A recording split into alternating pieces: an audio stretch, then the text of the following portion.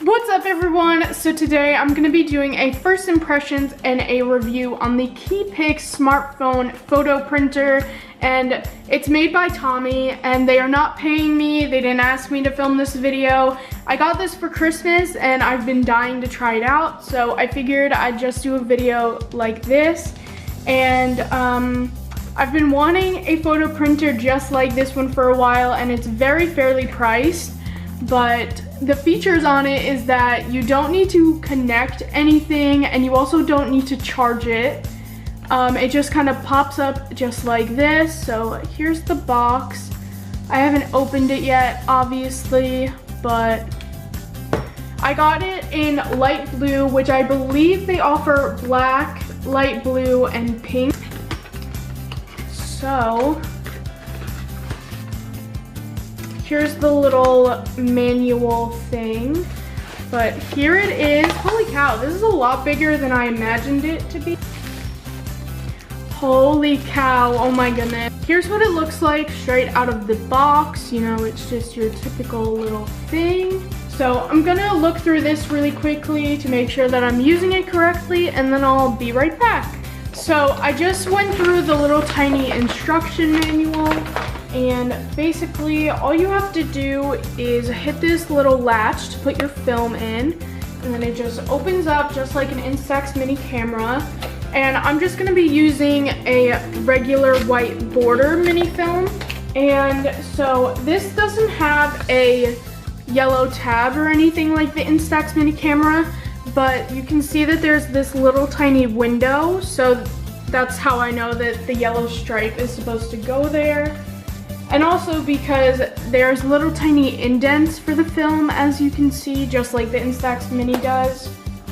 So you just want to put the film in and click that. As this thing is closed, you're just gonna want to turn out the little knob that's right over here. And pretty soon you feel a little bit of resistance, and then here comes the little tiny plastic protector for the film. And then you just want to open the colored side and then the white side, and they both kind of click to where it needs to be. So this is what it looks like from the top, but there's these two little tabs, and you're just gonna want to kind of push them to the side so that they lift up, and then this pops up. And then now you have this little tiny ring. And then to put it on your phone, you're gonna wanna put this flat side facing towards your phone screen like this, so that it looks exactly like so. Or I've seen people do it like this, where they just put these two pieces on here first, and they don't bother putting their phone on first, and they just make sure that it's lined up that way. So I think just for the purpose of this video, I'm just gonna use it like that. And then also on the bottom, it shows how many pieces of film you have. As you can see, it says that I have 10, which would be correct. I'm just gonna pick out a picture, and I'll put the one that I pick right here on the screen so that you can see it before. So I'm gonna pick this picture of a jellyfish that I took, and I purposefully, before I started filming, really edited it, so I'll make sure to put it here. I'm gonna turn the auto turn on my phone off so that it doesn't flip at all, so no matter which way I turn my phone, it'll just stay upright. To have it facing the right way, you have to have the top of the picture on the side that has these two little indents, and then the bottom having that one. So that's how I'm gonna line it up. Here, I don't know if you guys will be able to see, but this right here is a little tiny mirror. So what I'm gonna do is just make sure that it's lined up. Now, all you have to do to actually take the picture is press this little button right here. So I'm gonna take the picture now, and oh my god, I'm kind of nervous, but so it made a little tiny click. And then if you just hold this and you turn it out, there's a little bit of resistance, so you know that you're turning it the right way. And here's the picture. And again, like, I purposefully really edited it. So to make it kind of go a little bit faster, I'm just gonna shine my camera light on it and we're gonna see how long it takes to develop. But as you can see,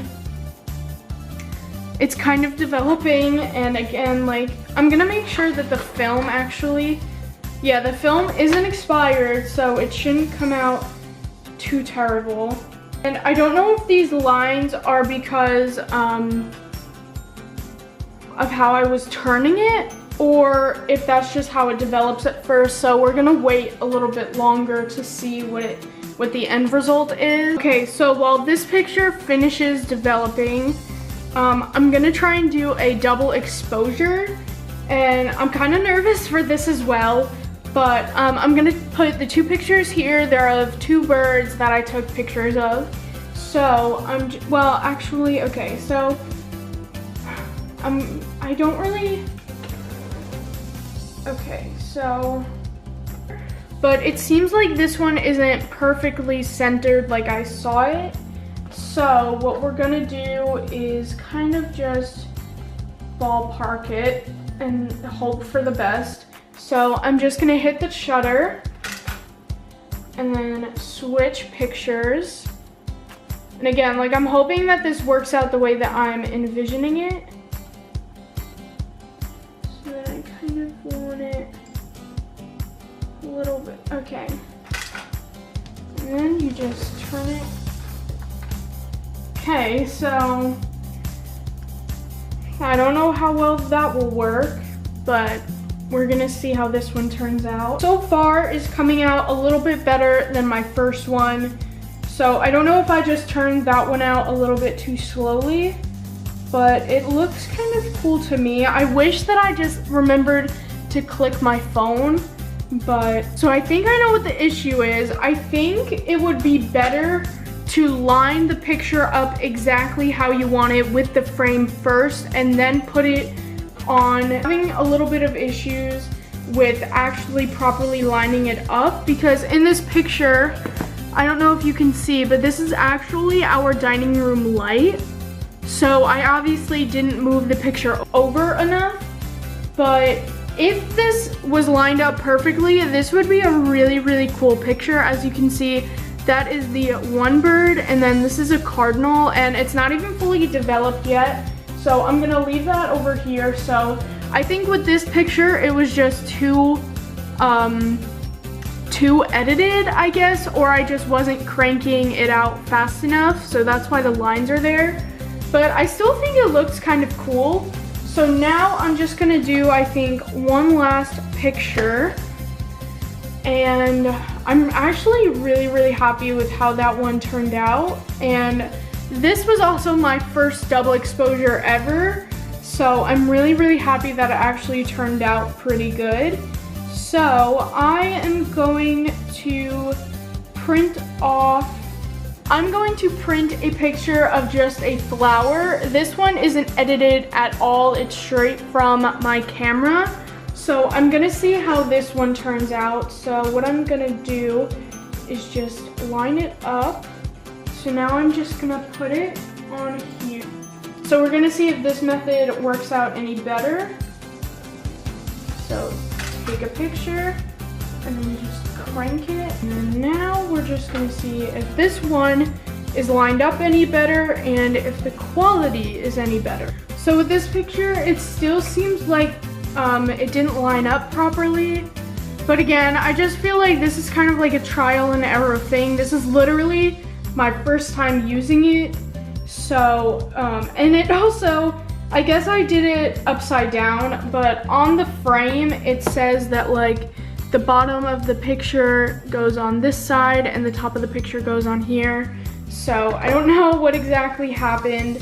These two just came out really streaky, which again, I don't know if it's just like the speed that I was doing it at, or if I just wasn't turning this enough, because it would take a little bit for the actual film to start to kind of give, and I did it as quick as I possibly could.